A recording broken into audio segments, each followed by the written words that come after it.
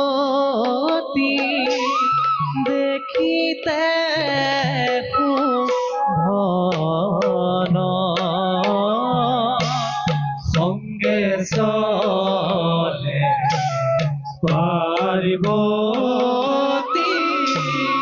দেখিতে ভুবন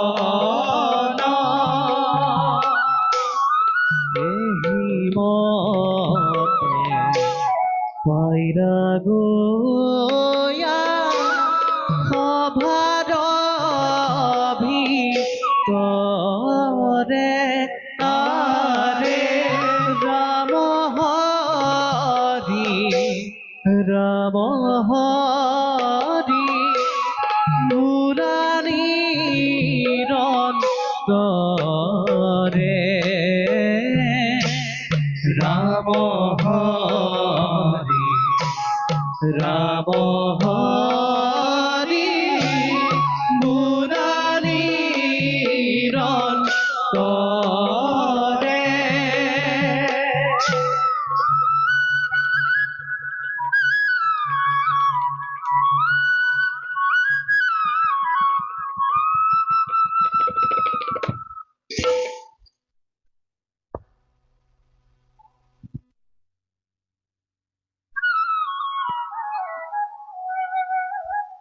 প্রিয়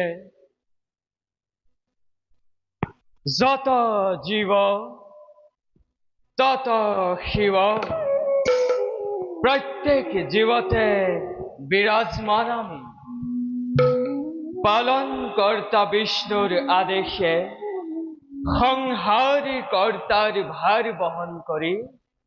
বিশ্ব ব্রহ্মাণ্ড হওয়া অন্যায় অনসার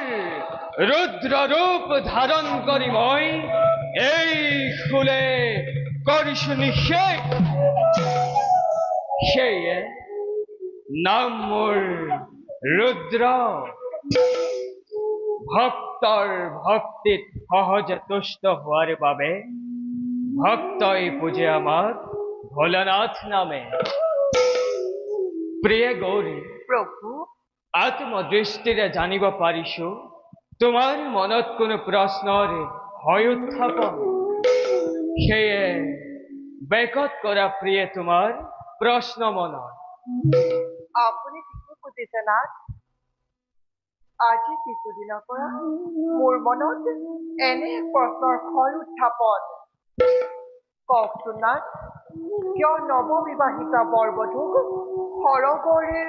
বসতি হওক বুলি দিয়া হয় আশীৰ্বাদ বসতি কৰোঁ আমি কেতিয়াবা মহানত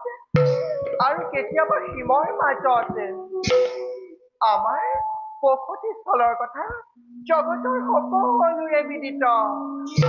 তথাপিও কিয় দিয়া হয় আশীৰ্বাদ গৌরী প্রভু তোমার এই প্রশ্ন